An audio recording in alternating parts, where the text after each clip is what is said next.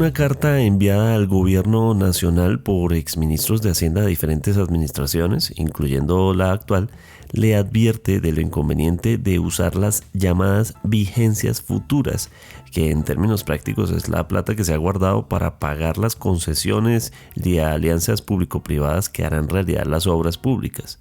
Un proyecto del gobierno Petro avala la posibilidad de que cada administración siguiente pueda cambiarle el uso, lo que terminaría descuadrando las obras contratadas por el anterior. La pelota se le puede devolver incluso al gobierno actual. Uno de los firmantes, el exministro José Manuel Restrepo, nos explica por qué están tan preocupados. Hoy es jueves 28 de agosto. Mi nombre es Carlos Solano y este es el café de hoy del Tiempo.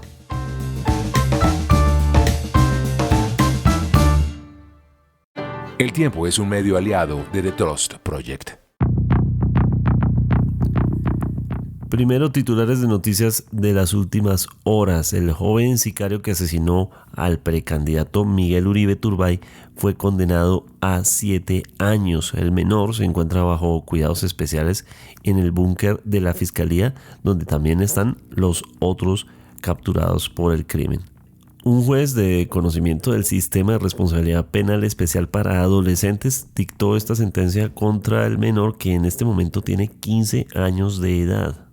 Y las medidas se traducen en resocialización a cumplir bajo estricta vigilancia en un centro de atención especializada. La reacción de la defensa de la familia de Uribe Turbay ha sido la de respetar la decisión, pero considerar que es muy baja. Dijo el abogado Víctor Mosquera: bajo la ley de infancia y adolescencia se impuso una de las sanciones más altas al menor que asesinó a Miguel Uribe Turbay, 84 meses. Respetamos la decisión, pero nunca se equipara con la vida que arrebató ni con el dolor causado. Por su parte, la defensa del joven, de los familiares del joven que pedían que no fuera privado de su libertad, apeló la decisión, por lo que ahora será examinada por el Tribunal Superior de Bogotá. A juicio irán los congresistas Iván Name y Andrés Calle, expresidentes del Senado y de la Cámara, cada uno por su lado, por el escándalo de la Unidad Nacional de Gestión de Riesgo de Desastres. La Sala de Instrucción resolvió acusar a los congresistas por los delitos de cohecho impropio y peculado por apropiación a favor propio. Esto significa que entran formalmente a juicio luego de que diferentes fuentes e investigaciones periodísticas señalaran cómo habrían participado en esta red, según la hipótesis, recibiendo dinero de estos delegados a través de Olmedo López, Sneider Pinilla y Sandra Ortiz. Quedó listo un nuevo contrato con la firma Thomas Gregg & Sons para la emisión de pasaportes, emisión y elaboración de los pasaportes con el gobierno nacional, que será efectivo desde el 1 de septiembre hasta abril de 2026, es decir, 8 meses de vigencia. Será por 161.000 millones de pesos. Y atención, porque esto tiene que ver con nuestro tema central. Se usarán vigencias futuras para la realización de este contrato.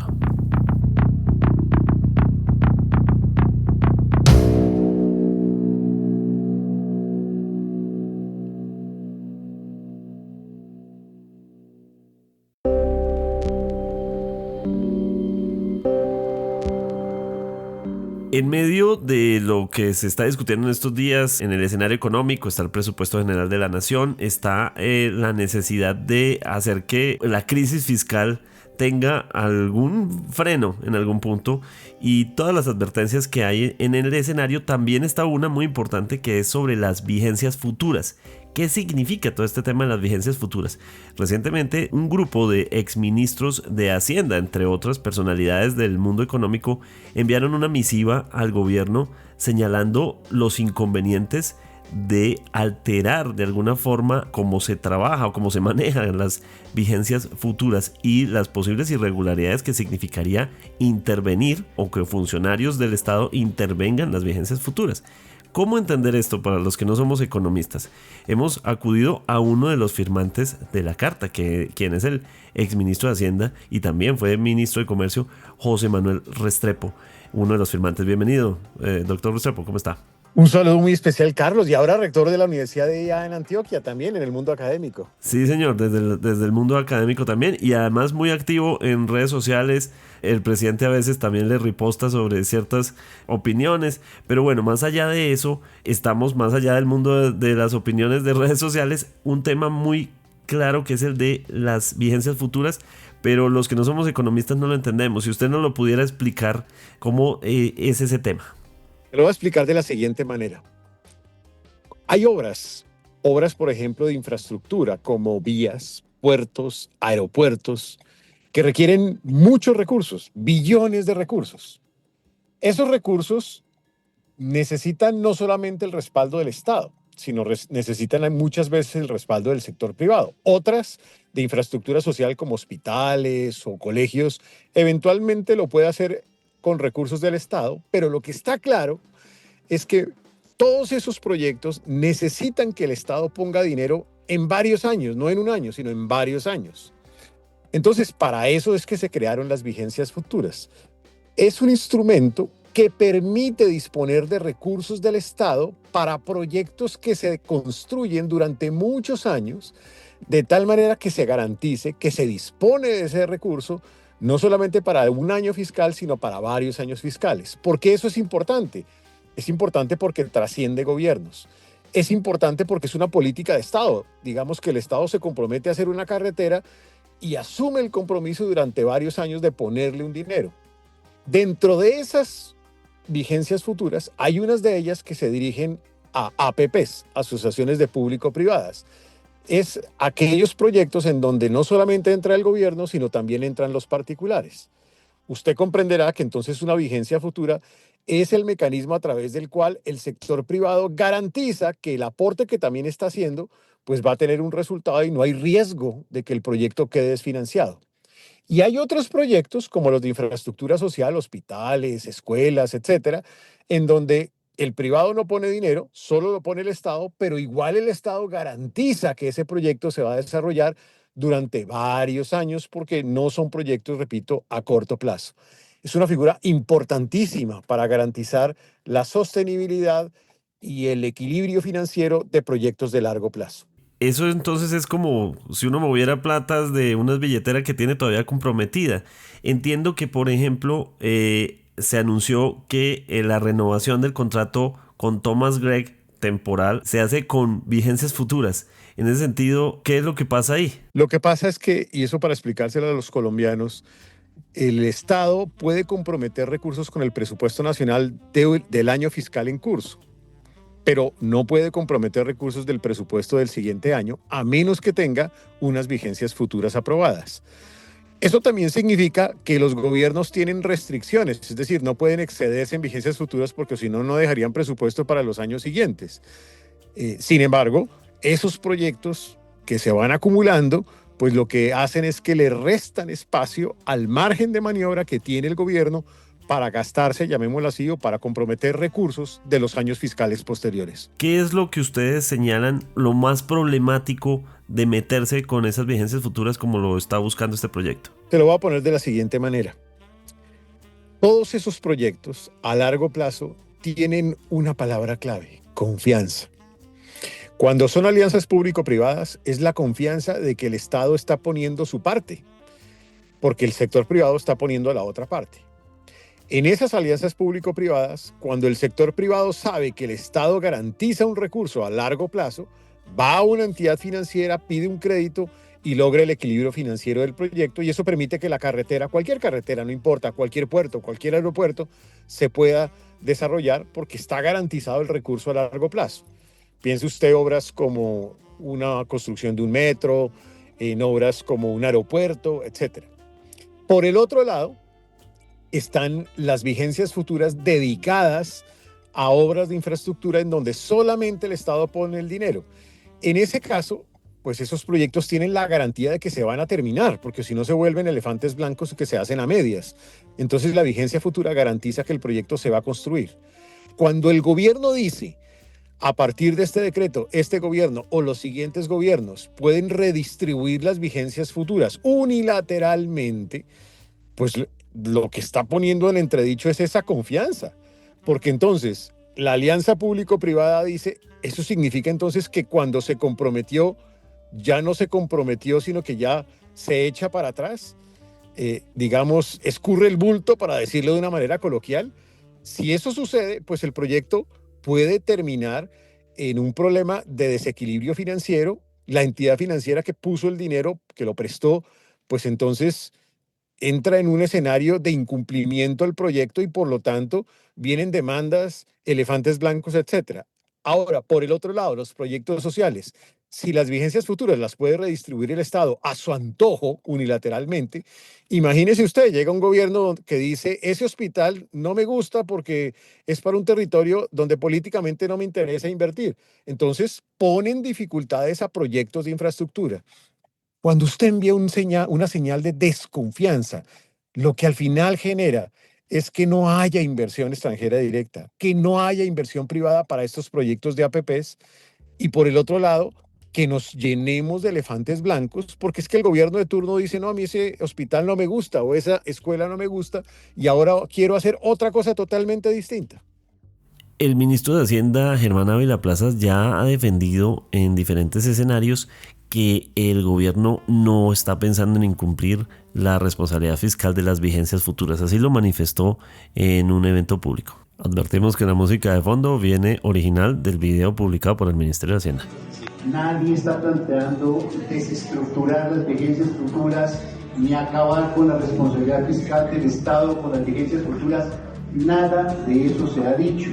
Lo que sí venimos diciendo de tiempo atrás, y esto lo vuelvo a repetir, es que no tiene ningún sentido que el gobierno se vea obligado a cumplir por unos desembolsos de vigencias futuras en proyectos que están absolutamente estancados y en muchos casos ni siquiera han iniciado. Miren, no es que insistamos recurrentemente con la famosa historia de la Bungalolo Guerrero.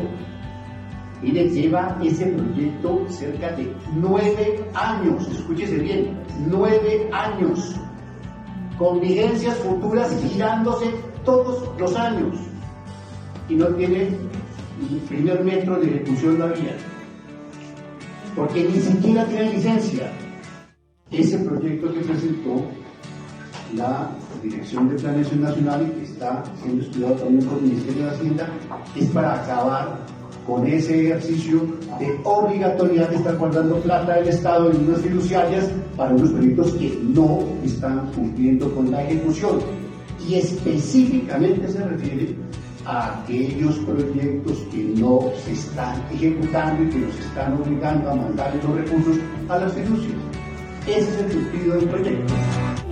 Usted sabe que en estas conversaciones y en especial en redes sociales los debates giran a veces de manera muy caliente sobre señalamientos y seguramente no faltará que diga, usted lo que están es defendiendo un negocio de privados, de constructores, de empresarios y que la preocupación es por los empresarios. ¿Qué responderle a las personas que seguramente están señalando que esto es más bien una preocupación sobre empresarios? Le respondería con los dos ejemplos. En el caso de los proyectos que no tienen respaldo del sector privado, como obras de hospitales o escuelas, que son obras de infraestructura social, poner en entredicho las vigencias futuras es poner en riesgo de que esos proyectos se vuelvan elefantes blancos. Luego, ahí la preocupación de fondo es el bienestar del ciudadano, que no va a tener el hospital, que no va a tener la escuela, que no va a tener esa obra social. Y cuando son alianzas público-privadas, alguien podría decir, no, pero es que esto termina favoreciendo o no al sector privado. Claro, porque el sector privado se vuelve socio del gobierno para hacer un proyecto de una obra, de una carretera. Pero es que el problema de fondo es que si usted genera esta desconfianza con este tipo de medidas, no es que afecte al sector privado, es que está afectando el proyecto mismo. Y al afectar el proyecto mismo de la carretera, ¿quién está afectando? Pues al ciudadano. Porque si no vamos a tener determinada carretera, pues no vamos a poder conectar una ciudad, no vamos a poder llevar las mercancías del campo al puerto, no vamos a poder llevar las mercancías de la finca a la venta, al supermercado. Es decir, no va a haber la carretera, o no va a haber el puerto, o no va a haber el aeropuerto. ¿Quién termina perdiendo? Pues al final termina perdiendo es el ciudadano, porque no se desarrolla la obra. Y con un agravante adicional, cuando usted envía una señal de desconfianza, todo ese sector privado que quería invertir en obras de infraestructura ya no lo hace, con un elemento que los colombianos tienen que saber. Es que el problema es que esas obras son tan costosas, tan billonarias, que el Estado solo no lo puede hacer. Necesita del sector privado. Y si usted no envía la señal correcta, nunca llegará al sector privado a hacer esas grandes obras del país. Pero la respuesta inmediata a eso, exministro, es que el gobierno dice, bueno, pero es que no nos han dejado pasar ni la reforma tributaria o ley de financiamiento del año pasado, ni probablemente existe el riesgo tampoco pase la reforma tributaria ligada al presupuesto general de la Nación 2026. Entonces ellos dicen, bueno, pero es que no nos dejan hacer tampoco porque no nos dan opciones. Yo entiendo la realidad fiscal y entiendo ese problema. Ese problema se soluciona por otra vía, que es control del derroche, control del exceso de gasto. Pero uno no puede, para solucionar un problema fiscal de esa dimensión, acudir a ideas tan desafortunadas como destruir la inversión en el país o como destruir la posibilidad de realizar grandes obras de infraestructura social o de infraestructura de vías, de puertos o aeropuertos, y con eso financiar un descalce fiscal. El descalce fiscal se soluciona por otra vía y es otro problema distinto. Es un problema realmente de diferencia entre gastos e ingresos, de exceso de gasto. Entre otras, además, nadie lo entiende y ese es otro problema distinto cuando el gobierno mismo aplicó la cláusula de escape, es decir, suspendió la regla fiscal sin argumento alguno y con eso puede excederse tanto en déficit como en deuda pública. Luego ese es otro problema distinto. Lo que uno no puede poner en entredicho es el futuro del país, el futuro de su inversión social, el futuro de su inversión en puertos, aeropuertos, vías, red férrea, etc.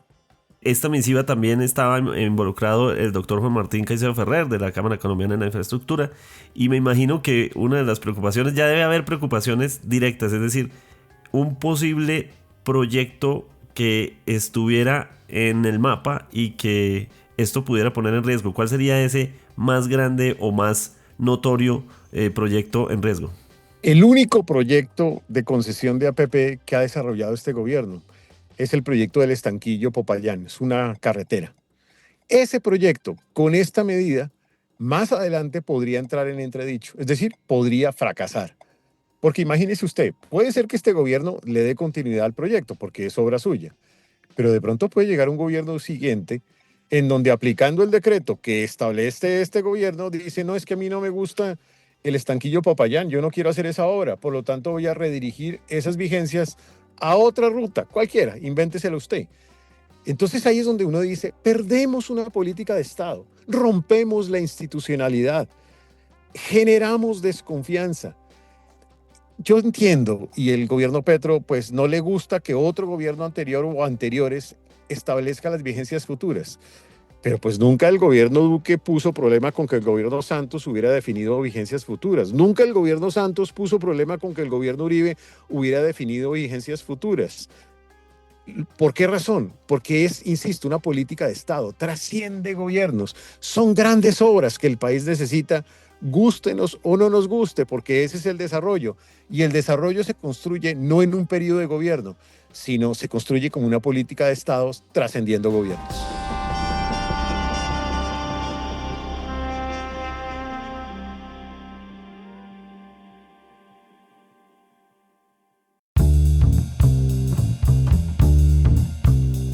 Gracias por acompañarnos en el café de hoy. Suscríbase en todas las plataformas de podcast y en el canal de YouTube de El Tiempo. Nos encuentran también en Instagram y en X como @podcasteltiempo. Además, si quieres recibir a través de WhatsApp la notificación de cada nuevo episodio, siga el enlace que se encuentra en la descripción o envíenos un mensaje con la palabra suscripción al teléfono 320-300-5327 y haga parte de la comunidad del café de hoy. Este episodio contó con producción de Ángela Páez. Mi nombre es Carlos Solano. Podcast El Tiempo.